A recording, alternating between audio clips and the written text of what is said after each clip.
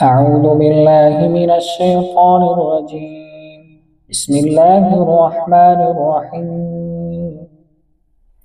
به نام خدای بخشاینده مهربان. آغاز میکنم به نام خداوند که بی اندازه مهربان و بی نهایت بارحم است. الحمد لله رب العالمین. ستایش خدای را که پروردگار عالمیان، انسان و جین و ملائکه و هاکذا که هر کدام را عالمی هست. جمعی حمد و ستایش شکرها از آن خدای است که تربیت کننده جمیع عالمیان است. تنها او یعنی خداوند سزاوار حمد و ستایش است. او تعالی همه جهانیان را خلق کرد و با اراده خود تربیت نموده رزق و روزی داد. از قدرت اوست که همه موجودات را حیات بخشید و آنها را به سمت خود در حرکت درآورد. الرحمن الرحیم. بخشاینده مهربان. خداوند بخشنده و مهربان است. رحمان این صفت خاص تنها برای الله تعالی است که بجز او به کسی این صفت نسبت دادن نمی شود. یعنی او تعالی در دنیا عطا کننده نعمتها بر مؤمنان و کافران است. رحیم صفت خاص آفریدگار بوده. به این معنا آمده که روز قیامت بخشنده گناهان تنها خداوند است، البته برای مؤمنان نه برای کافران. مالک یوم الدین. خداوند روز جزاست، پادشاه روز قیامت است. کلمه دین به معنای حساب، جزا و مکافات آمده است. یوم الدین روز قیامت را گویند، روزی که مخلوقات بعد از میرانیده شدن از سر نو زنده کرده می شوند تا حساب و کتاب صورت گیرد. هر یک بنده از آن عملی که طول عمر خود در دنیا داشت پرسیده خواهد شد. نیکبختان و پرهیزگاران مکافات عملهای خود را خواهند گرفت و بدبختان جزایشان را. روز قیامت روز ترس و هراس و دهشت است و مردم از ترس آن روز در هراسند. این آیت کریمه برای ما بندگان همچون یک تنبیه و تأکید است که برای آن روز همیشه آماده باشیم و دانیم که در آن روز جز خداوند متعال هیچ کسی از نزدیکان به داد ما نمی رسد، زیرا پادشاه روز قیامت الله تعالی است. ایاک نعبد و ایاک نستعین. تنها تو را می پرستیم و تنها از تو یاری می طلبیم. پروردگارا فقط تو را عبادت می کنیم و فقط از تو یاری می خواهیم. در فهمش امروزیان زیر مفهوم عبادت نماز و روزه و ذکر و تلاوت قرآن و مانند اینها در نظر گرفته می شود.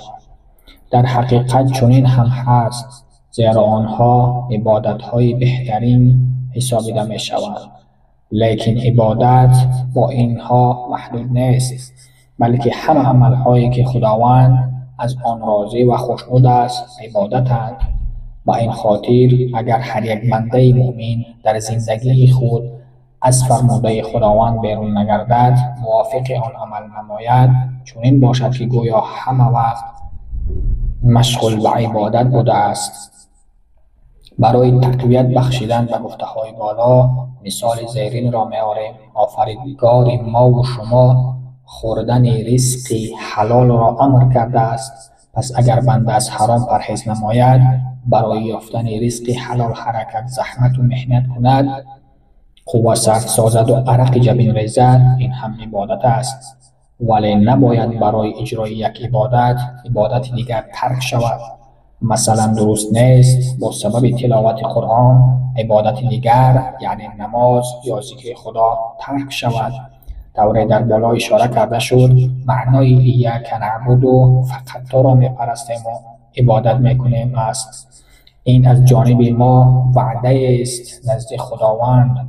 خدا نکند که ما از جمله وعده خلافان باشیم. ایاک نستعین نیز معنای مشخصی فقط از تو یاری میخواهیم را دارد.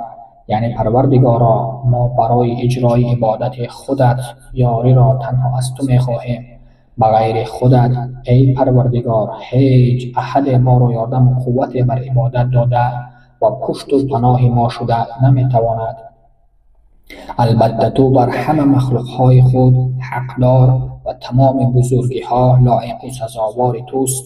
پروردگارا غیر خودت ما را مالک و صاحب و یاردم دهنده حقیقی نیست. این از طرف ما بندگان نزد الله تعالی هم اعتراف و هم وعده است. بنابراین با ملاحظه از آیت کریمه چنین برمی آید که اول عبادت نمودن و بعد یاری خواستن و مورد است. پس اگر بنده خواهان یاری از طرف خداوند باشد باید اولا از عبادت الله تعالی سرکش نباشد. وقتی که عبادت الله را به جا نمی آورد پس چگونه از او یاری می خواهد؟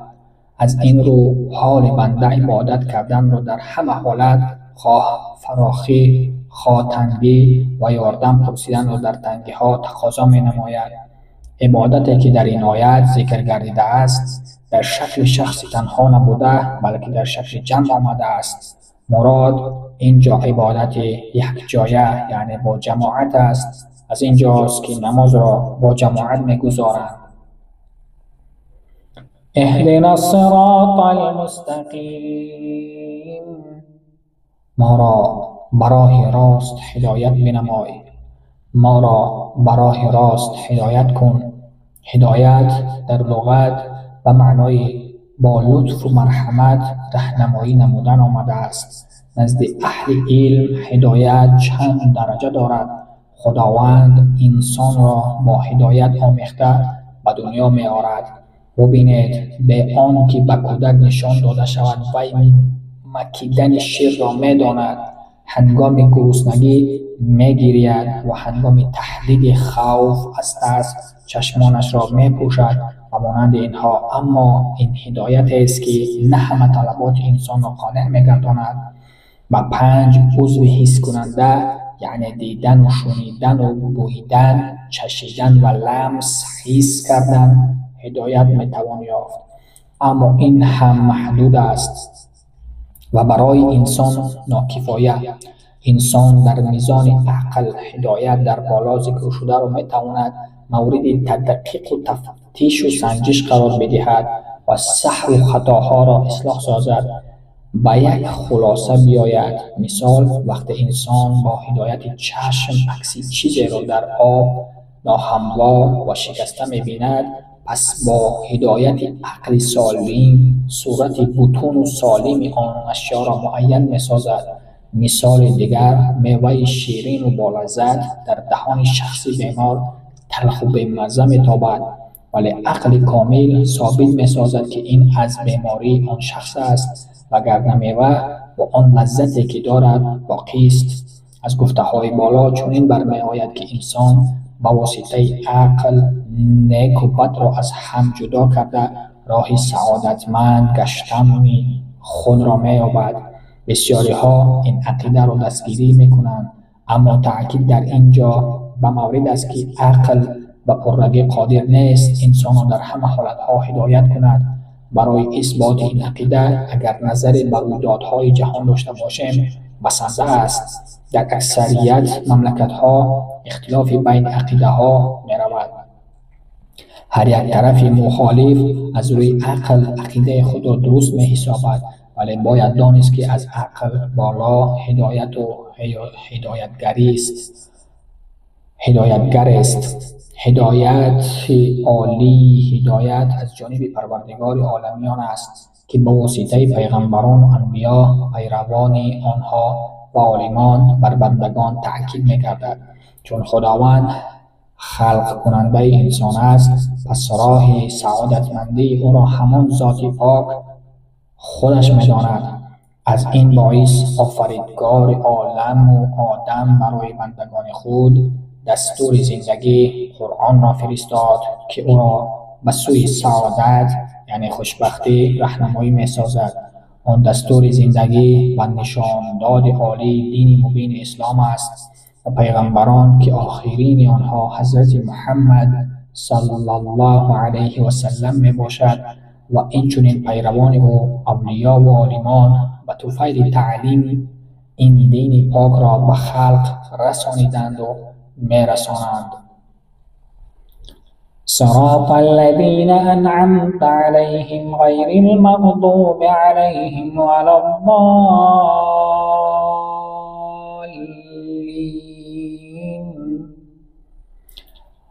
راهی کسانی که بر آنها انعام کرده ای، یعنی پیغمبران، صدیقان، شهیدان و صالحان، نه کسانی که بر آنها خشم گرفته شد، یعنی یهودیان، و نه گمراهان، یعنی نصرانیان.